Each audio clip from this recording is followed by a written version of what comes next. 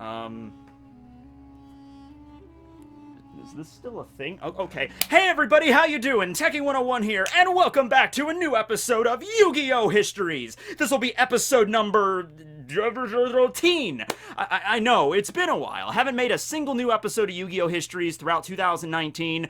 Can't really tell you why, but it's been about a year since I started it, so I thought that would be a good idea to bring it back. In case you're new to the show, here are some rules really quick.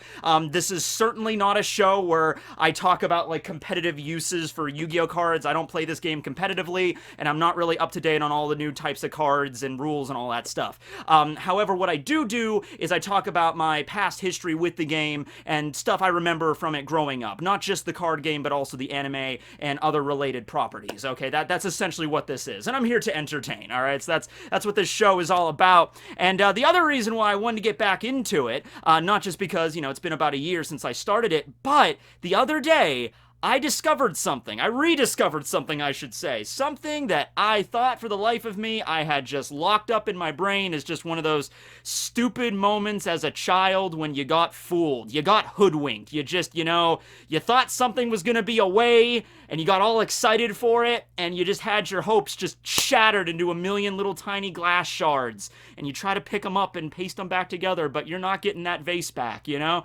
And so I just, okay, that was a moment where I was an idiot, locked that away, but it got opened up, and now I'm going to share it all with you guys. Today's video, we're going to be talking about these. You know what these are? Well, they look like Yu-Gi-Oh! Cards, don't they? They look similar. I mean, they have a similar format anyway, and the artwork is pretty much the same, right? So, yeah. These aren't Yu-Gi-Oh! Cards.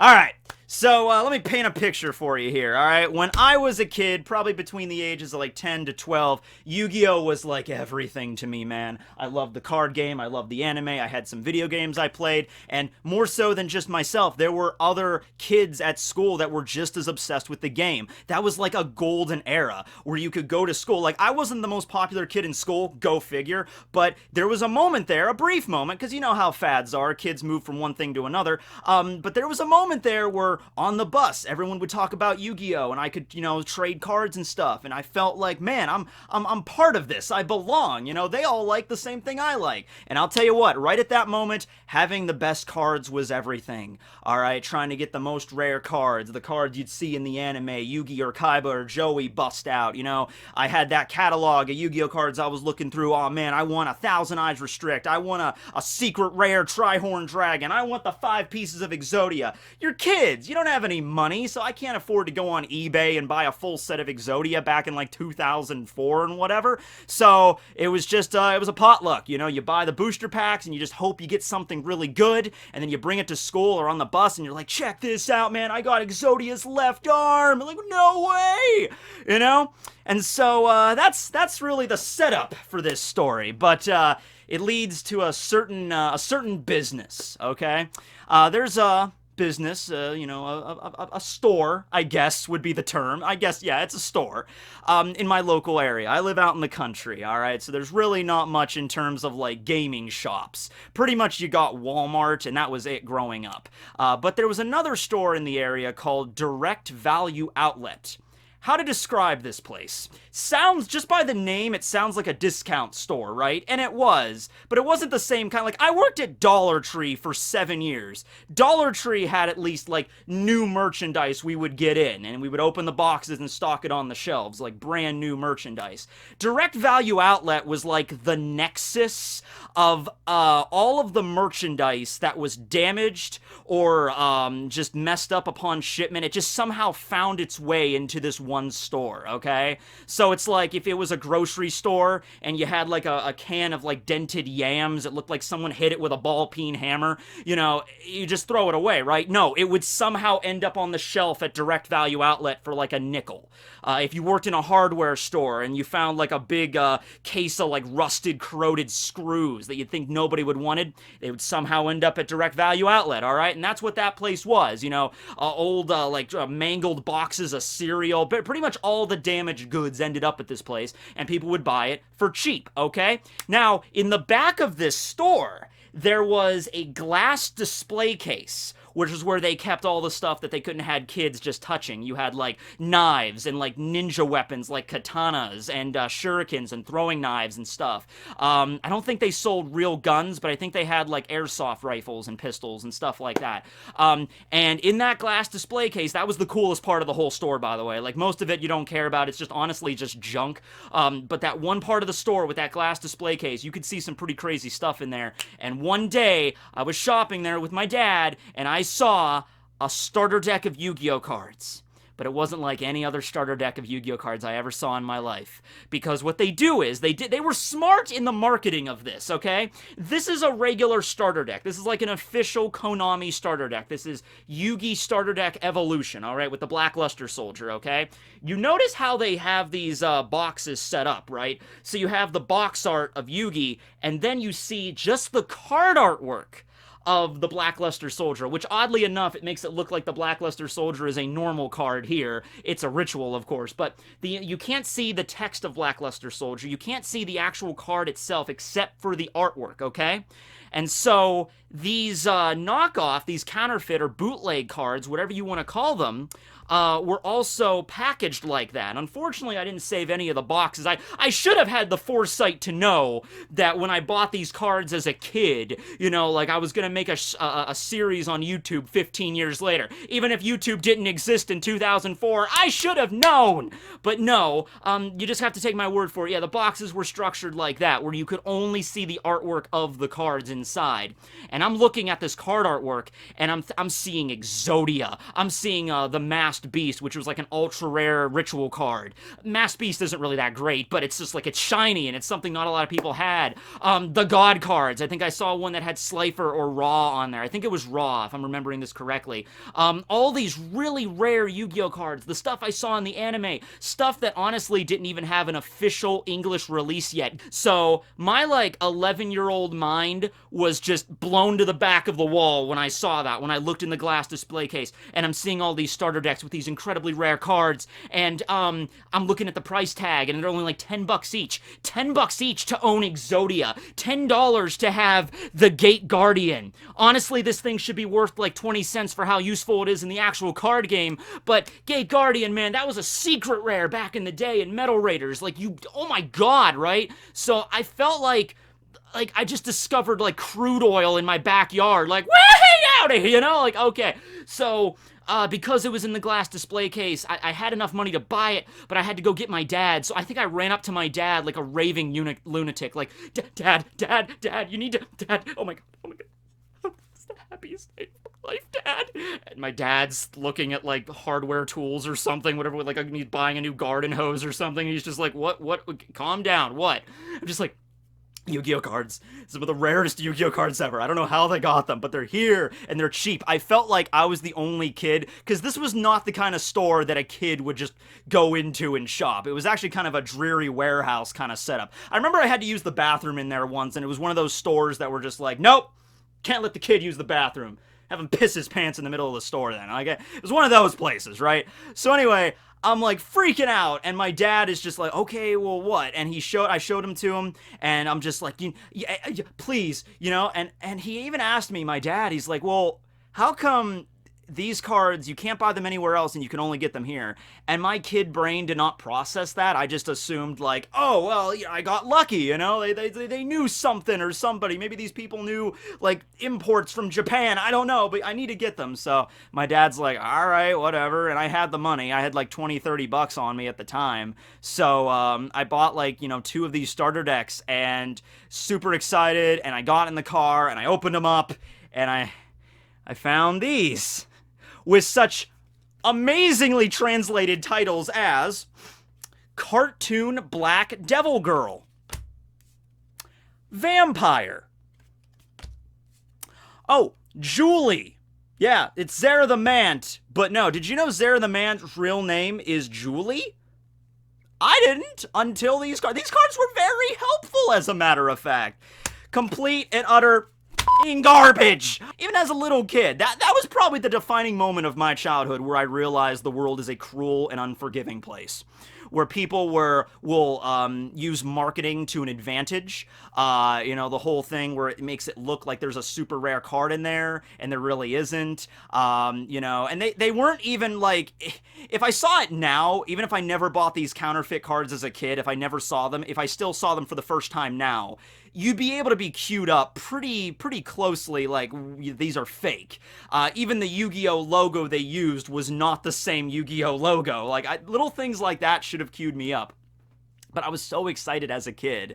And by the way, the one that included Exodia only had his head, I think, or his full body. There were a few counterfeits that I don't have them right here, but there were a few counterfeits that were actually like the full body of Exodia.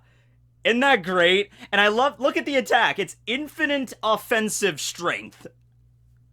Okay, that's kind of funny. That's pretty cool, right? Like, you could just pull up a card and just throw it down and just be like, there's Exodia, one card, he has infinite attack points. What are you gonna do? Nothing. I never thought my friends would be fooled enough to actually allow me to play these cards, so I never even put them in my legit deck. I think I did, like, as soon as I got them, I'm like, well, I own the Gate Guardian now, or the Gate Safeguard, so I suppose I could put it in my deck, but it just feels dirty, you know, when you have, like, these cards, they look like this, and then you have these, the backs of these cards, like, they got the design right, which you could tell it's just a photoshopped, like, not a Photoshop, but like a photocopied image of the back of a Yu-Gi-Oh card, and then they traded out Konami for just a really generic Yu-Gi-Oh logo. I don't know who made these. The people were smart enough to actually not put, like, we're bootlegging Yu-Gi-Oh cards. We probably shouldn't put, like, our actual company name on there. Doing some research into this, I found that Upper Deck at one point did have some bootleg Yu-Gi-Oh cards out there, but I'm not sure if these are these ones. In recent years, there's actually been problems with, you know, fake booster packs and fake cards. However, in those instances, the cards are actually, like, similar looking. Like, you compare, you know, Gate Guardian to a legit Gate Guardian, like, you know, aside from the fact that this is in the old school format for Yu-Gi-Oh cards, this is like the original format back in like early Yu-Gi-Oh days. Like, there's no, I don't think there's any official English released Yu-Gi-Oh card that has this format. This is the old school format they used in the very early days in just Japan until it got, you know, reformatted here just to fit more text and everything. You know, you don't need to have the attack and defense block covering like that big of a chunk of space. It doesn't take that much. But yeah. So I'm not sure exactly who made these ones. Maybe if I had the box, I could, you know, look into it there, but those are long gone. And in fact, even, like, my original set of these counterfeits are long gone. I threw these away. Like, after having them for a little while, I was, like, upset. I was so mad. I just threw them in the garbage and never thought about them again. Recently, I was at a friend's place, and my friend, he has a little brother. And he's kind of like a teenager now, but, you know, back in the day, he was into Yu-Gi-Oh! Too. And I saw that he had some of these counterfeit cards. So I'm looking through these, and I say to my friend, I'm like, hey, do you mind if I borrow your little brother's counterfeit bootleg Yu-Gi-Oh cards so I can make a video? I'll bring them right back. And he's like, I don't even think he'll notice, dude. I'm like, all right. So, thanks, Jake. Even though you didn't give me permission necessarily, thanks for letting me borrow these cards. But anyway, let's spend the rest of the video by going through some of these cards. Let's read through some of the titles and the descriptions, because some of them are actually pretty hilarious. Right after these messages. Who's that monster card? It's Rock Corrosion Devil Love Fake. Alright, so let's get into this. Let's start off with Flying Mantas. This is Flying Kamakiri number 2 in the original, and I will give it to you, they actually did get the attribute right. Some of the attributes they just completely made up for these, but the attribute is correct. It is a wind attributed monster and an insect type, so that's good. As I said, the images for these, they probably just scanned in real Yu-Gi-Oh cards and just kind of like copy and pasted and slapped them right on the card there. I guess I should also talk about the consistency. They feel a lot more, like, laminated, a lot more cheap, though, if that makes sense. You know, they're laminated, but they're also cheap. And some of the more, like, shiny ones, this is a Sangha or Thunder God. Don't know if you can even see it, but there it is. They have sort of like a starburst, sort of holographic, or like a flower kind of design there with the holographics. That's another telltale sign that they're fake, as if you couldn't tell immediately. But yeah, the flying mantis. All right, let's read the description here for this bad boy. A mantis is capitalized, with flying ability and likes insects. Now, I'm assuming that means that it eats insects, but the way that it's phrased, it just seems like it's a mantis with flying ability, and he likes other insects. He likes hanging out with other insects. He'll chill out and have some tea with them. Nice cup of tea, right? That makes sense. This is Thunder God, who is, of course, Sangha of Thunder. I actually have his legit version right here. Thunder effect, and I have to give it to the counterfeits. They're actually pretty good, because look at how much text is on Sangha of Thunder. I mean, that's a lot of text right there, and they got to cram all that down into basically one sentence right there. So let's see how they translate it out. The attacking four, for F-O-R-E-E, okay, that's totally not a word, of your opponent will be reduced to 0. Although it does kind of look like they use the letter O instead of the number 0. You can choose the starting time. Okay, all right, let's think about this. All right, you sacrifice, 2 monsters, you throw out Thunder God, and it's like, all right, look, oh, and they also got the attribute right. He is a light attribute, so that worked out. It's like you throw down Thunder God, and you're like, all right there, Kaiba. The attacking 4 of your opponent will be reduced to 0, and I can choose the starting time. Damn straight. So your Blue Eyes White Dragon, its 4 will be reduced to 0, but when I want it to be.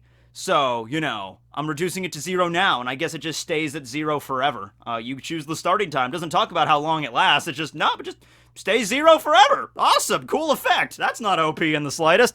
All right. We got Magnetic Fighter Marking Dubar Lolicon? Loshi, I have no idea how to pronounce that one. It's a land type, or land attribute, so earth attribute. Rock, they got that right. While you have cards A, B, and R, release them for special purpose, so show this card to collapse the opponent's defense. That is clear as a crystal sky, All right, you got cards A, B, and R. All right, so Alpha the Magnet Warrior, Beta the Magnet Warrior. Okay, you're kind of, you don't have a lot of space on the card, all right? You can't say Alpha, Beta, so just use A and B. All right, so far you're good. But then R, or, okay, there is a Greek letter, it's Rho. So I guess it's Alpha, Beta, and Rho the Magnet Warriors in this sense. Release them for special purpose. Okay, so you release them. You release the cards. You know how to release cards, right? You have cards on the field. You just pick them up, and then you just go out to your window, and you just throw them out. You're releasing your cards into the great green yonder. It's like letting, you nurse a bird back to health, wait for its wing to mend, and then you have to let it go. It's the circle of life. They belong with their own kind, So you got to release these cards, and then you can show this card to collapse the opponent's defense. All right, so then after you release your Magnet Warriors A, B, and R into the wilderness, you just show them this. You don't have to do anything. You don't have to play it. You just show them this card, and your opponent's defenses will immediately crumble, which means, I guess, after you show them this, you can just attack directly for the rest of your turn. Doesn't matter what they have on the field, because they have no defense. Their defense got collapsed. So, yeah. Makes sense. We got Julie, who's Zera the Mat. Not really much to talk about involving Julie, just a change up in terms of the ritual. Arriving by Sayla's ceremony in field or on hand. Okay. Stars should be beyond 8. All right. Free for presenting out while calling. All right. Free for presenting out while calling. Free for... Okay, I'm guessing Julie is saying that she is free. If you call her up and she's free, she will present to you. This is a children's card game, you understand. All right. Oh, this is a good one. This is the standard. This is the staple. We got the Blue Eye White Dragon. Blue Eye White Dragon. And as you actually see in the card art, we only get to see one of the eyes. So the other eye might be just colored green or black. You know, it might not have an eye at all. The other eye might be an eye patch. But yeah, blue eye white dragon. It's not a dragon in this version, you'll like to know. It is actually a dinosaur, except there's a space in between dino and saur, so it's dinosaur. It's a dinosaur. A dragon, well, now you're just conflicting. Is it a dinosaur or is it a dragon? A dragon in the legend with the magic power to destroy all the opponents. All of the opponents, man! Wonderful power you cannot imagine. No, wonderful power you cannot image. Power you cannot image! I cannot image such power. So basically, you just play this and you win. I mean, like, it destroys all the opponents. Every opponents. So that's plural. So that means, like, if you're at Worlds or something and you bust this thing out, then, like, a siren just goes off in the hallway where everybody's playing and everything, and the MCs get on and they're just like, attention, everybody, all duelists, attention, duelists of Worlds 2020. That duelist right there played a blue eye white dragon, and everybody's gonna know what that means, honestly. They just get up and they just throw down their cards. They're like, son of a, really? Aw, man, we all lost. We're all the opponents. They give them the trophy, they give them the cash prize. And, yeah, that's how Worlds ends, right? You just play the blue eye white dragon, right? Alright, what's next? We got, okay, so I'm assuming this is Summon Skull. I mean, I guess it could be the Archfiend, but I'm assuming this is Summon Skull. Call from Monster. Sounds more like a spell card name than a monster, but okay. Call from Monster, and this is something you will notice. A lot of the dark attribute just gets changed over to sound attribute for some reason. I guess with, you know, they could transfer earth to land, wind stays the same, fire attribute is now heat attribute, but they couldn't find something they couldn't do shadow or something for dark, so they just went with sound. So, call for monster is a sound type, which makes sense if he's calling a monster. I guess that's a sound. He's a demon. I honestly wish the demon type did exist in Yu-Gi-Oh! That sounds a lot more cool than just fiends. But demons, okay. With dark power to tempt your mind, very proud of the power. Alright, well that's good to know that he's very proud of his power to tempt minds, you know? You gotta have confidence in yourself. We got Mask Monster. This is one of the ones I bought when I was a kid, I remember this. Arriving by Mask Monster Ceremony, present your cards on hand or in field to make stars more than 8. That's another thing, too. You would think that, you know, at least these two cards are rituals. You would think the text would be similar. You know, like, so if it's talking about, like, free for presenting out while calling, you think that would also be included on this one, too, because it's the same type. But no, they're not even consistent in the bootlegs. That's what makes it so funny. We got a trap card. We got Angel in White, or Numinous Healer in the original. It is not a trap, though. It is a storm card. So, you bring in the storm, Angel in White. While you are hurt, it works in action and obtain 1,000 points. If you have another same card in your base, comma, period, each card will be increased by 500 points. Alright. I think we need to break this down. I wish I had, like, my English teacher from high school to go through these and just, like, nope, you're using punctuation. They put a comma and a period right next to each other. Okay. While you are hurt. Okay, so if you're playing Yu-Gi-Oh! And you have, like, a broken leg, or if you get a paper cut or something, I'm with you so far. Works in action and obtain 1,000 points. Alright, so you just get 1,000 points.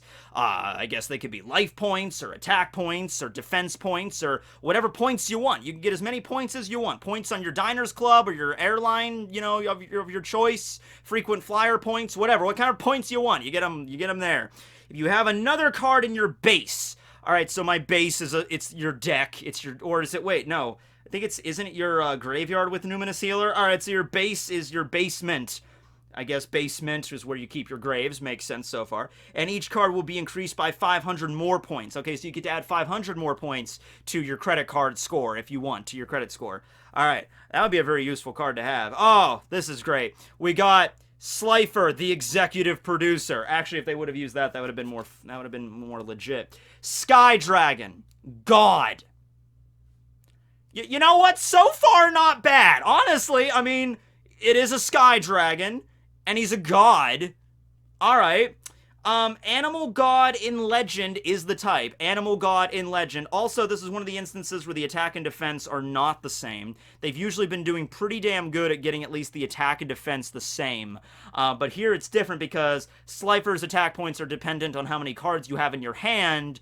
So it's multiples of 1,000. So it's like 1 or 2 or 3 or 4 or 5, depending on how many cards you got. They even managed to screw that up, though, with a 2,500 attack and a 2,100 defense.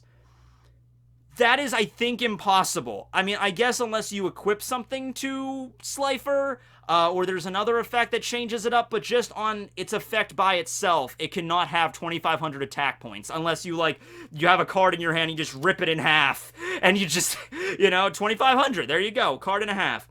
At the time of thundering, under guidance of ancient magic power, to show the limitless power. Power is in here twice. That's how you know it's a god. At the time of thundering, Thundercats! Under guidance of ancient magic power to show the limitless power. Wow, that's a lot of power, we got Wind God, kind of the same thing as Thunder God, which I'm not too upset about the Jins, because it's like, the kanji on them, like the kanji on Sanga is just the kanji for thunder, and this kanji is the kanji for kaze or wind. So it's like Wind God, I mean, they're genies, they're Jins or whatever, but yeah, close enough, whatever. Your opponent's attacking oh my god, they still misspelled force. Oh my god, they spelled force incorrectly 2 different ways. That's hilarious. Alright, on this one they spell it F-O-R-E-E. On this one they spell it F-O-R-O-E. Did the guy just not know how spell check? Did the guy just not have a dictionary? Whatever he was translating this from, a Japanese to English, he couldn't get it. You had 2 different shots to spell force. It's a 5-letter word. It's not hard. You misspelled it twice. Oh, God, that's great. Alright, yeah, against, you could choose starting time. Same stuff there.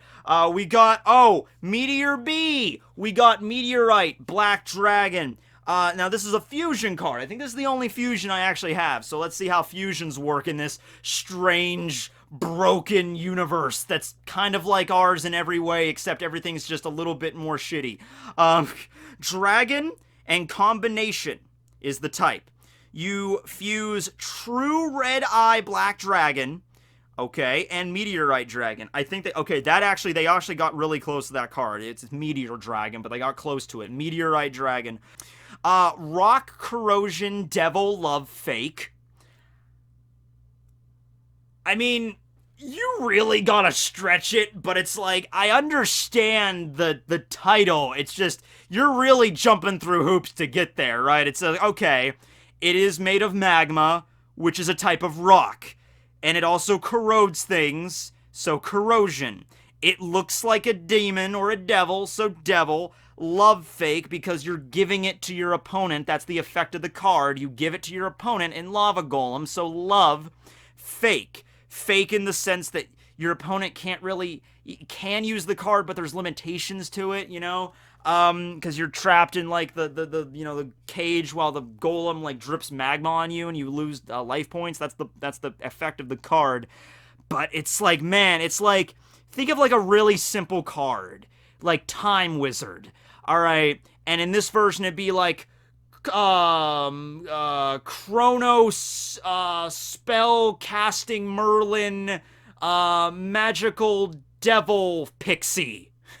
And that's the name of Time Wizard in this version. It's like, it's not wrong, but you're really like going way, it's wordiness. That's the term my teachers would use, my English teachers. You're being way too wordy here, okay? While calling this monster, only present 2 cards of monster in the field to activate the call.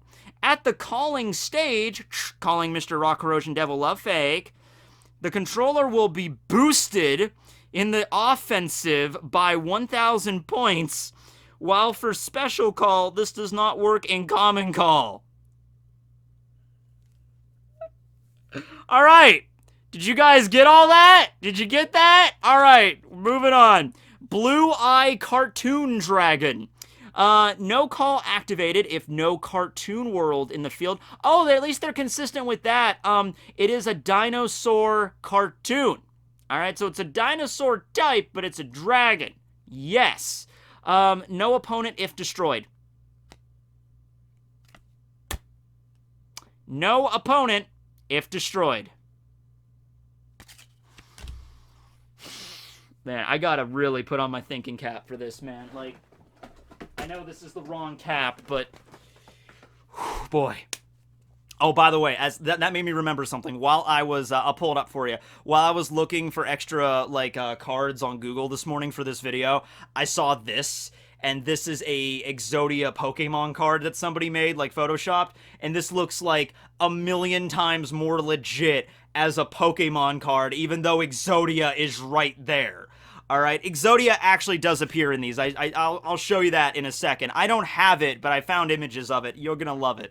But let's think about this first. We need to no opponent if destroyed. All right, so if this card is destroyed, so this card's destroyed, your opponent loses. Yeah. Yeah, but it sounds like your opponent just disappears into the ether, though. Like, if you summon this card and then they play, like, Meteorite Black Dragon, is like, I used a combination. Here's Meteorite Black Dragon. I used True Red Eyes Eye Dragon and Meteorite Dragon to make this guy. He's attacking your Blue Eye Cartoon Dinosaur Dragon, and then he destroys it, and your opponent just, poof, he gets Thanos. Just like, that was a good move, Ian. Ian? Where did you go, Ian? What am I gonna tell your mom? You know? All right. So, the last one, there's two more. Well, we got, actually, no, there's a few more here. We got Lightning Fighter. That's, Guilford the Lightning. Present only 3 monsters to lay down. Okay, that's being very, okay. Just give me a sec here. All right. Present 3 monsters to lay down and call this card. Opponent's monsters will be killed completely. That's funny. That's great. They need to use that more on Yu-Gi-Oh cards, you know? They need to actually put on there, like, no, you throw out this card, Raigeki, all your opponent's monsters just killed, lightning struck immediately. You know, oh my god. All right, it's direct, I'll give you that. It is direct. All right, there's that.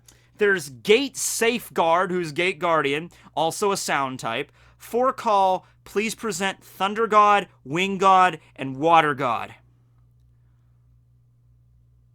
Oh, good lord. I actually could conceivably interpret that as a Yu-Gi-Oh, like, description.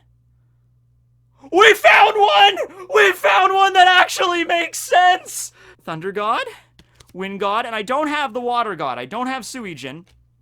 But you present those cards and you summon. Now there's semantics, there's problems there. Like, do you sacrifice the Thunder God and the Wind God and the Water God? Do you put them back in your hand? Do you fuse them together? Do they go somewhere else? Do they go out of play? Do you present them like playing them? Do you present them by just showing your opponent? Like, yeah, there's some problems with that, but you know what? At this point, I'll just take the best I can get of a bad situation. So far, Gate Safeguard, you're doing good. You're number 1 in my book right now, okay?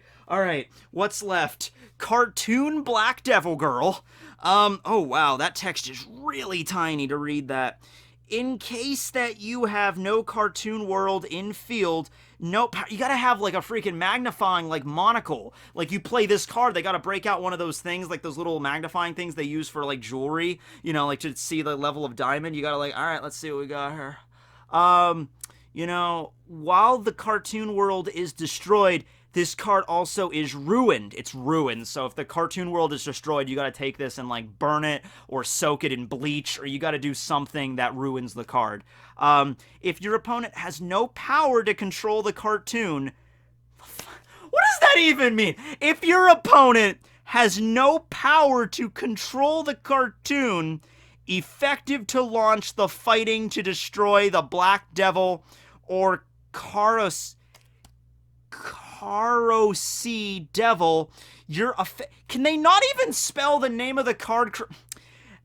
your offensive can be boosted by 300 points. And the award for most confusing card and the most hardest to read, so for the most hard to read, is this one. Yeah. Your opponent has no power to control the cartoon. Effective to launch the fighting to destroy the Black Devil or Corrosive Devil. That's gibberish. That's word salad at that point. All right. And then we have, last one here, we have Vampire. Just Vampire Lord, of course. And this is another one that's kind of not so hard to read, but kind of tiny. He's a non-dying type, so he's a zombie. He doesn't die, fair enough. Or vampire. While attacking, first declare one kind of card. All right, I'm with you so far. I'm with you so far. When you attack, you declare a card type. It even gives you an example. E.g., monster or trap. All right, you're missing out the spells there, but I'll take it. Fine. When you attack with this card, you can declare monster or trap. All right. After that, your opponent, spelled with an A, your opponent should present the declared card to the cemetery. Next turn, special call activated. All right, I'm starting to lose you. While the opponent's presented to the cemetery after being destroyed. Vampire, you were for a moment there, I was thinking you could actually pull it through. You could pull it together. You could win the game. You could win the championship, but you failed. You know what? I know for a fact, I didn't realize it until just this moment, but I know for a fact there's people in my audience that are going to be going down in the comments are going to try to make sense out of these. Like, Tekking, what I think that card actually meant is you do this and this and... Guys, seriously, it's not worth it. Don't take the time out of your day to properly translate Bootleg Yugioh cards. You literally do anything else with your day. Alright? Do anything. Just go outside and lay in the grass and stare at the clouds. That's fresh air. You're getting sun. You know, you can look at the clouds. It's a nice peaceful day. Or literally just, I don't know, just go and eat some graham crackers. It's a nice delicious little snack for you. Anything's better than like sitting down at a computer and trying to decipher this gibberish, all right? So, one more card I wanted to show you. I don't own this, so I gotta show it up on my end too. This is Dark Master. This is Exodia pulled together into one. You probably have already noticed this, but I'll just throw it out there again.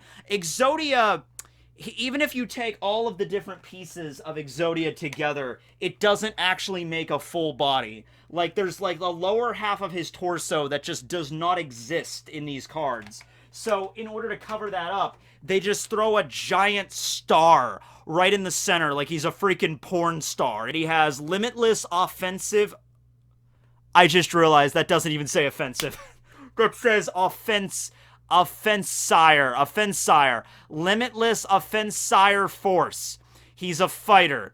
When the Dark Master releases, oh god, all monster with endless offensive will be destroyed.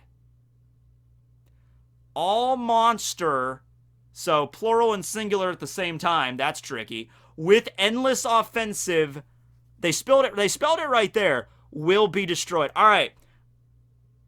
I'm thinking the way that that's meant to be read is all monsters with unlimited offensive force will be destroyed, as if the monsters are destroyed with the offensive force.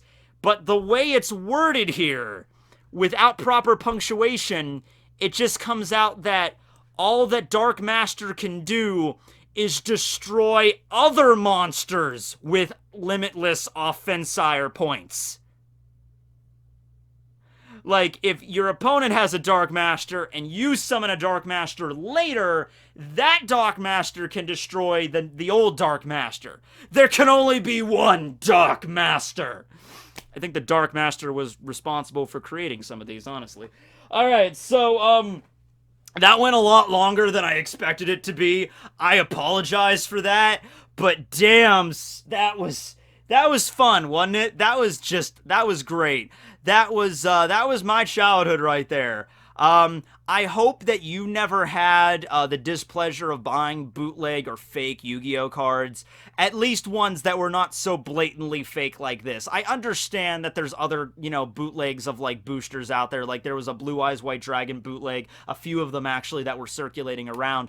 I remember working at the Dollar Tree. We actually got Yu-Gi-Oh cards in one day, like little boosters, and they were only $1, and that's way cheaper than regular boosters, so I bought them, and I kind of got hoodwinked again, and not the same way, though. They were legit Yu-Gi-Oh cards, but the ones that we got were Spanish.